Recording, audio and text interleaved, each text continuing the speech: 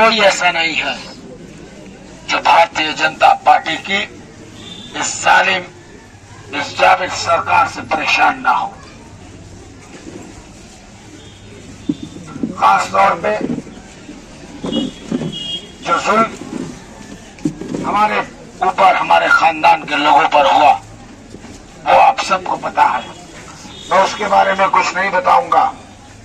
मैं मुख्तार अंसारी साहब की सिफत, उनकी बहादुरी के बारे में कुछ नहीं बताऊंगा, इसलिए कि उनके बारे में बयान करना जैसे सूरज के सामने चिराग दिखाना हो ऐसा है। आप सब बखूबी जानते हैं, दुश्मन भी उनकी बहादुरी और साफगोई की मिसाल देते हैं। मैं बस आपसे ये कहना चाहता हूं कि ये दुश्मन आजम खान साहब के, अतीक अहमद साहब के, मुख्तार अंसारी साहब की नहीं है। ये दुश्मन सारी आवाज को बुलंद कर सकता है, जो सामंतवादियों से मुकाबला कर सकता है, जो फासिस्ट और फिरका परस्त ताकतों से लड़ सकता है। जब ये उसको तबाह और बर्बाद करने में कामयाब होंगे, तभी जाकर कल को आपको कुचल पाएंगे। मेरे बुजुर्गों, मेरे भाइयों, और दूर दराज जहां भी मेरी आवाज जा रही है, मैं बस आपसे ये बताने आया हूं कि 2 नवंबर 2021 को बुंदेलखंड के बांदा जेल में मेरे वालिद मोहतरम से मिलने गए थे ओम प्रकाश राजभर चचा, मैं, मेरे बड़े भाई अब्बास अंसारी साहब और मेरे वालिद मोहतरम, 4 लोग वहां मौजूद थे। सबके सामने ओम प्रकाश राजभर जी ने हमारे नन्हे चचा को या उनके बेटे को जिस तरह परेशान किया गया, पिछले दिनों हुकूमतों ने साजिश करके उनका कत्ल कराया, इस सब का हिसाब होगा, सबका हिसाब होगा। हम लोग भूलने वाले लोग नहीं हैं। और आप गवाह हो, गाजीपुर की सरजमीन गवाह है, जो मुख्तार अंसारी के किरदार को जानता है वो गवाह है कि जब हम बदला लेते हैं तो 7 पीढ़ियां याद रखती हैं। जिंदाबाद जिंदाबाद मुख्तार अंसारी जिंदाबाद जिंदाबाद। मोहतरम बुजुर्गों, भाइयों, मैं ये बताने आया हूं, महीन की सरजमीन पे या जिस तरह से हमारे चचा और आप जिनको भाई मेरठ के नाम से जानते थे, उनको साजिश के तहत कत्ल किया गया। गलती से भी उनका साथ दोगे तो बहुत चुन पाओगे, तो उनको विधायक बना पाओगे। लेकिन अगर आप अपने शेर पूर्वांचल का साथ दोगे तो आपके ऊपर कभी आंच आएगी तो मुख्तार अंसारी और उसके बेटे, अगर खून भी बहाना पड़ेगा तो पीछे मंत्री बनाकर अपनी सरकार छोड़ोगे। इस वक्त जो सबसे बड़ा सवाल है वो है कि हम जिंदा रहेंगे कि नहीं। गौर से सुनिए नौजवानों, खास तौर पर मैं आपसे कह रहा हूं, जिस ओर जवानी चलती है उस ओर जमाना चलता है। आपको ये बताने आया हूं कि आपका मुस्तकबिल खतरे में है। हम लोगों ने तो पूरी जिंदगी 23 बरस का हूं, 23 बरस में 22 बरस अपने वालिद के बगैर रहा हूं। कोई है यहां बैठा ऐसा? 1 साल 2004 से 2005, मात्र 1 साल अपने वालिद मोहतरम के साथ जिंदा रहते हुए भी उनसे जुदा। वालिद ने अपनी पूरी जिंदगी जेल में गुजारी। आज तक एक मुकदमे में 1 घंटे को भी सजा नहीं है, बावजूद उसके 17 साल से जेल की सलाखों में कैद है। और आपकी इस लड़ाई में कहीं न कहीं मैंने भी अपना बचपन कुर्बान किया है। इसलिए आपके बीच आकर हक से कह रहा हूं कि मुत्तहिद हो जाइए, एक हो जाइए। ओम प्रकाश राजभर जी को जिताने के लिए नहीं, अपने गांव, अपने पड़ोसी, अपने भाई, अपने समाज, अपनी अखलियत के लिए, अपनी कौम के लिए एक हो जाइए। और एक होकर आने वाले वक्त में अपनी सरकार को बनाइए, तब जाकर इन सामंतवादी और फिरका परस्तों से लड़ाई लड़ी जा सकती। वक्त गुजर चुका तुम्हारा, कर लिया तुमने जो करना था, दिखा दिया तुमने अपनी असलियत को। अल्लाह चाहेगा 10 मार्च के बाद आधिकारिक रूप से घोषणा हो जाएगी सरकार बनने की, तो उसके बाद मुख्तार अंसारी और उसके वंशज चुप नहीं बैठने वाले हैं।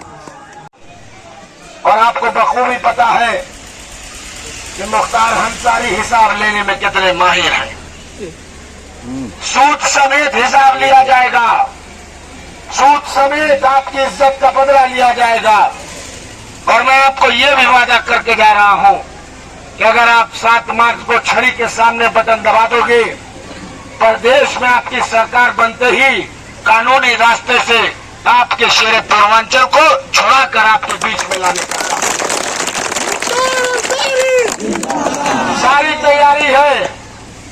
बस वक्त है, सिर्फ इंतजार है उस वक्त का कि कब 10 मार्च आएगी और सरकार बनने की घोषणा होगी। सिर्फ वक्त उस बात का है।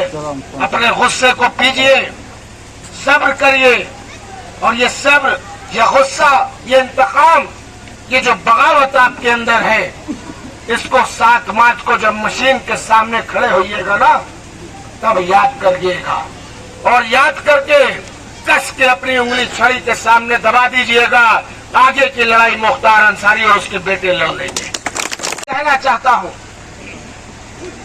खास तौर पे नौजवानों से अपील कर रहा हूं कि आज इसी वक्त से 1 घंटा 2 घंटा कम सोना, कम घूमना, कम पढ़ना लिखना भले, लेकिन ये ठान लीजिए कि 7 दिन तक चैन की सांस नहीं लेंगे जब तक इस जालिम को, इस फासिस्ट को, इस नमरूद और यजीद की औलादों को यहां से उखाड़ के गुजरात वापस नहीं भगा देते है।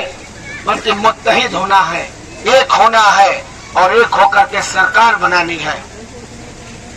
मेरे मोहतरम बुजुर्गों, मेरे भाइयों, मेरे यहां आने की लाज रखिएगा। मैं आपके शेर पूर्वांचल मुख्तार अंसारी का बेटा होकर आपके बीच यहां यही गुजारिश, यही अपील करने आया हूं कि सरकार तो बन रही है। मैं चाहता हूं कि ओम प्रकाश राजभर जी के सामने, अखिलेश भैया के सामने जब महेंद्र का बूथ खुले तो 1 नंबर पर गठबंधन हो, दूसरे तीसरे चौथे पे कोई दिखाई नहीं देता। वक्त में इस देश का मुस्तकबिल हो, आपको डिसाइड करना है, आपको चुनना है कि आप किसकी सरकार को चाहते हो।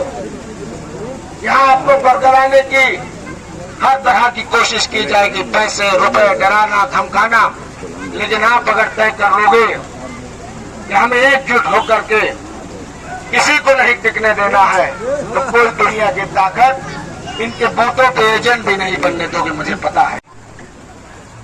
मुख्तार अंसारी, ओम प्रकाश राजभर, हमारी बटन कहाँ दबेगी, हमारी बटन कहाँ दबेगी। हम आतिशे सोजा में भी हक बात कहेंगे। तुम लगाओ मुकदमे उमर अंसारी पर, 25,000 का इनाम घोषित। हम आतिशे सोजा में भी हक बात कहेंगे। मेरे भाई, मेरी वालदा, मेरे घर में कौन ऐसा नहीं है जिसमें मुकदमे नहीं लगा दिए, जिनको गुंडा और माफिया नहीं बना दिया गया। हम आतिशे सोजा में भी हक बात कहेंगे। कुंदन की तरह जहर में ताबिंदा रहेंगे। 17 बरस नहीं, 70 बरस भी जेल में रख दोगे तो मुख्तार अंसारी की मूंछ ऐसी ही रहेगी, कभी नीचे नहीं होगी। हर दौर सितम में हम जिंदा थे, हम जिंदा हैं, हम जिंदा रहेंगे। बात के लिए न इत्तफाकी हो सकती है, लेकिन बाबू दूर का सोचकर तुम लोग साथ आओ, कंधे से कंधा मिलकर। और इस मुहिम की एक पहचान रही है, एक रवायत रही है कि यहाँ इतना वोट पोल होता था कि अफजाल भाई के वक्त में जब मोहम्मदाबाद में ये बूथ खुलता था महेन, तो विजय शंकर पंडाल में घूम घूम कहता था कि अरे भूमिहारो, अरे फलाना, देखो महेन का बूथ खुला है, कैसे वोट पड़ता है, देखो महेन का वोट खुला हुआ है। आज कितने सालों से महन की वो रवायत खत्म हो गई है। इंशाल्लाह वो दिन जरूर इस आएगा। बार वह लौटा के लिया वो लोग 85 वाला 85 वाला लौटा के इस लिया। बार मैं सोच रहा हूँ कि बाबू फिर वो माहौल बनाऊं कि हमारे गांव की एक माहौल है, हम यहाँ आपस में कुछ भी हो सकते हैं, बाहर जाने के बाद कहीं भी महन का नाम होता है। एक मुश्त जो है डाली है और आज के दिन में पूरा देश चिल्ला रहा है कि इस उत्तर प्रदेश की लड़ाई में सिर्फ 2 पार्टियों का चुनाव है, भाजपा वर्सेस सपा। कोई जज्बाती बात आके हमारे बीच में कह जाए उससे कोई मतलब नहीं है। जमहूरियत में गिनती की जीत होती है। यहाँ अगर 50 आदमी खड़े हैं, 26 आदमी कह दें कि ये नीम का पेड़ नहीं है, बबुल का पेड़ है, तो जमहूरियत में यही माना जाएगा कि ये नीम नहीं है, जबकि हकीकत में ये नीम है। तो जमहूरियत में गिनती की तादाद है। हम बिखर के 2, 4, 10, 500 वोट किसी को देंगे, उससे कोई फायदा नहीं है। मुत्तहिद होकर वोट दीजिए और ऐसा वोट दीजिए कि महन का बूथ खुले तो फिर लोग याद करें कि महन आज इतने साल से सोया हुआ जो था, इस बार जाग के और महन ने अपनी पहचान बताया है। मैं अपनी इन बातों के साथ अपनी बात को खत्म कर रहा हूँ। फिर आप सबसे नौजवानों से मैं गुजारिश कर रहा हूँ कि बाबू